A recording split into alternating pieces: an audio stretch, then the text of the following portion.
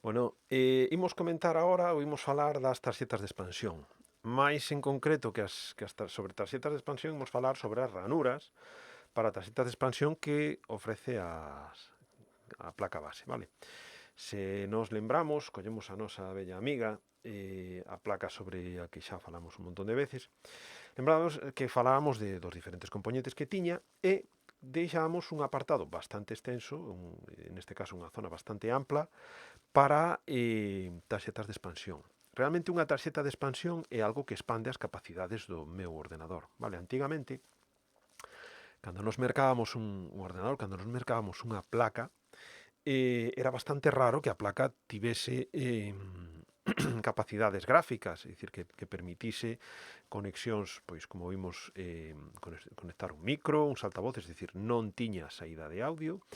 Era raro tamén que tivese gráfica integrada. Non é que fose raro, é que podía telas, pero era bastante común que non as tivera, vale? E incluso tampouco tiña tarxetas de rede. Que pasa? Que nós tiñamos que mercar todo eso aparte e inserilo tendo en conta pois, ser unha ISA, unha PCI ou AGP, por exemplo, a AGP xa estaba dedicado só a elementos gráficos, pero bueno, dependendo do componente que escolléramos e do tipo de conexión que tivera, introducíamolo en cada unha destas ranuras de expansión. Hoxe en día, isto é menos, é dicir, como melloraron moito as capacidades dos ordenadores, pode ser bastante común que nos atopemos casos como este. Fixadevos, isto é unha placa actual dun sitio super coñecido por todos vós, e fixadevos que nos conectores xa me aparece integrado, é dicir, os propios conectores traseiros da placa xa ten capacidades gráficas, neste caso temos DVI e temos HDMI, e temos capacidades de son, é dicir, integra unha tarxeta de son, unha tarxeta, pois, bueno, curiosiña, vale? Non só coas tres típicas saídas de mini jack, senón que ofrece unhas capacidades algo avanzadas, non? E tamén temos tarxeta de rede. Tarxeta de rede sí que prácticamente eu diría, eu non coñezo placas a día de hoxe que veñan sen conector de rede, vale? Incluso os micro PCs todos traen tanto Raspberry, etcétera, o mínimo é traer un conector de rede, vale? Ou ben de redes en fíos, de wifi, o que sexa. Pero bueno, isto quere dicir que están en desuso as tarxetas de expansión? Isto quere dicir que xa non se utilizan? Non, de feito, bueno, o espacio sí que se viu reducido se nos comparamos as tarxetas aquí a teño. As tarxetas anteriores que dedicaban moito espacio a estas ranuras de expansión, as tarxetas novas sí que, bueno, sí que se viu reducido. Falo en termos xerales, nos imos a tarxetas gráficas perdón, tarxetas gráficas, imos a placas base de alto rendemento, pois sí que é certo que trae unha chea de slots para, por exemplo, incluir cousas como isto, vale? Que isto sería unha gráfica dedicada.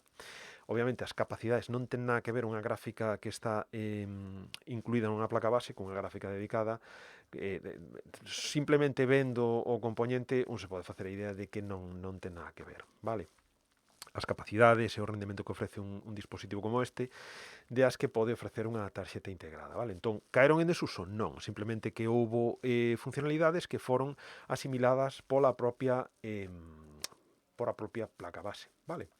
Entón, imos comezar a falar un poquiño, xa vos digo, un pouco por riba de bueno, os diferentes slots que hubo ao longo da historia. A maioría deles, sobre todo os primeiros, xa están en desuso, vale? Comezamos co ISA, vamos a buscar un exemplo de slot ISA, porque aí vos aparece un gráfico, e aquí temos a nosa bella amiga que vale para un roto e para un descosido, que ten, bueno, este é un slot ISA real, vale?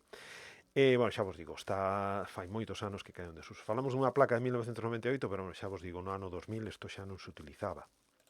A modo de curiosidade podedes ver pois tanto o ancho do bus, xa sabemos o que é un bus, como a frecuencia do bus, como a taxa de transferencia, non? Estamos falando de 16 megabytes por segundo, isto obviamente hoxe en día que é bastante pírrico, non quedase moi curto. Despois, bueno, aparecen unha extensión, isto durou durou ben pouquiño, as EISA, vale?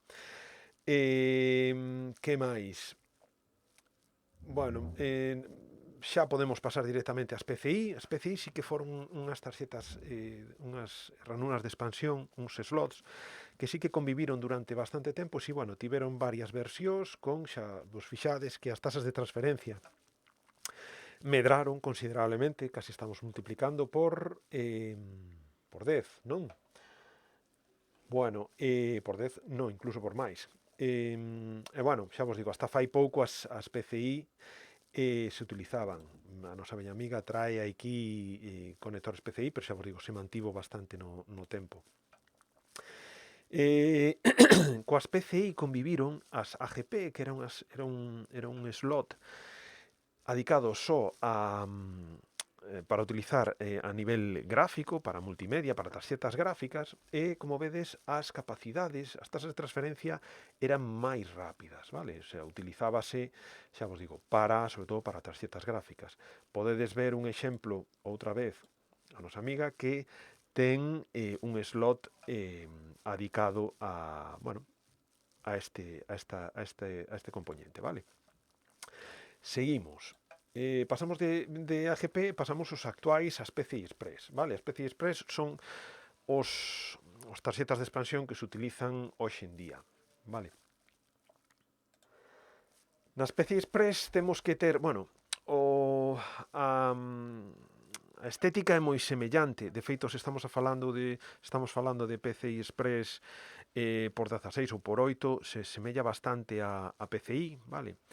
Bueno, despois veremos que, ou podedes ver vos, se indagades un pouco máis, que hai diferencias, vale? Pero, bueno, a simple vista é complicado.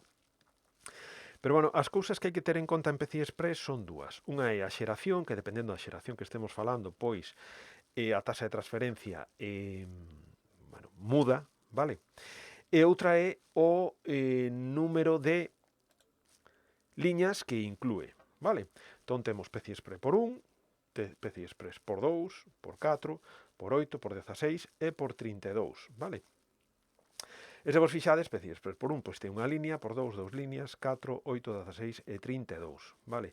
Isto o que indica é que a tasa de transferencia da por 1 será a mesma que a por 32, o que pasa que, como estamos multiplicando o número de líneas, fixadevos como a tasa de transferencia realmente, eu falo estaba falando da tala de transferencia, o que estábamos falando, do que tiña que falar, perdón, sería da frecuencia, vale? Pero as velocidades son tremendas, vale?